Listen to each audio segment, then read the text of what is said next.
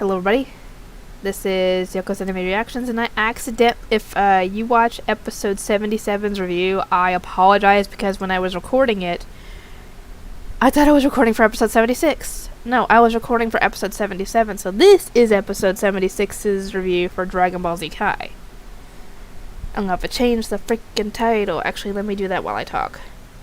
Anyway, this episode, Tien is doing all he can, essentially, to try to slow Cell down. Obviously, all it's doing is slowing him down, because it's not doing any damage to him. Where is it? Here we go. Just gotta rename it, because I don't want to get myself confused. There we go. Anyway... But yeah, all his Tri-Beam Cannon is doing is depleting his energy / life force and slowing Cell down, because that's all, like I said, that's all it's doing. It's not doing any damage to him. He ends up just about losing consciousness at this point, and Cell decides that he's going to kick the poor guy while he's down. I mean, seriously, the guy is down for the count. He's not going to cause you... He didn't even really cause him any trouble before, except for keeping him away from Android 18, and that's it. And thankfully, Goku steps in with instant transmission and gets him to safety, and actually ends up finding that Piccolo is still alive, barely, and finds him and grabs him and uses instant transmission to get away as Cell goes to attack him. And Cell obviously has no idea how to use instant transmission or what it is or anything, so he has no idea how he was able to appear in thin air and then disappear. And by this point, 18 and 16 are a very good distance away and are obviously hiding. And thankfully, Tien and Piccolo both get senzu beans, and they're back to normal, thankfully. So now, at this point, Vegeta and Trunks are finally coming out of the freaking hyperbolic time chamber, and I'm like, good God, y'all, it took too freaking long. Because if they had come out before all the fighting started with 18 and 17 against Cell, he might not have gotten absorbed. Anyway, Bulma soon shows up after giving the remote to Krillin and telling him essentially that in order to use it, you had to be within 30 feet of 18 essentially in order to shut her down.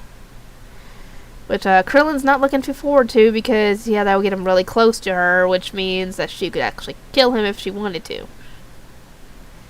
And Baby Trunks is so adorable in this, because he's actually said Krillin, even though it was kind of, kind of off, because it was just he was just a baby, so it's kind of not like I'm saying Krillin.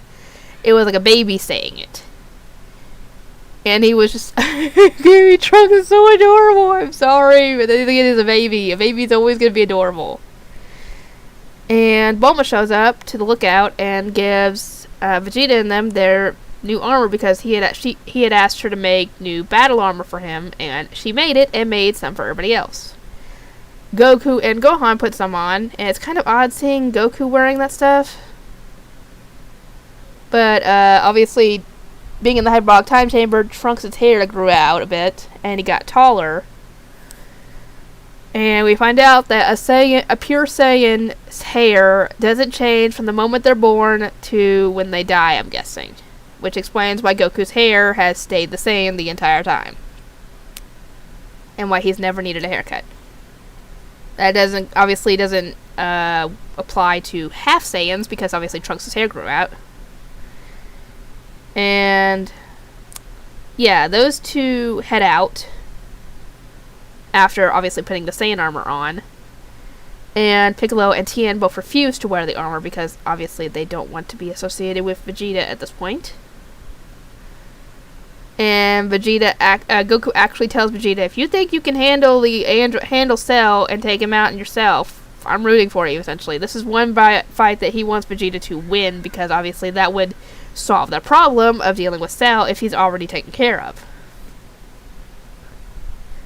As for what Cell is doing, he ends up finding a gigantic amount of islands, and he essentially gives 18 a chance to come out before he starts blasting. And he does blast 8 Island into oblivion.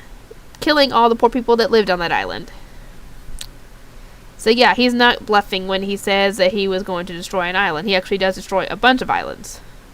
But that's next episode, obviously. Anyway, I hope you guys enjoy all this, and I will see everybody next time.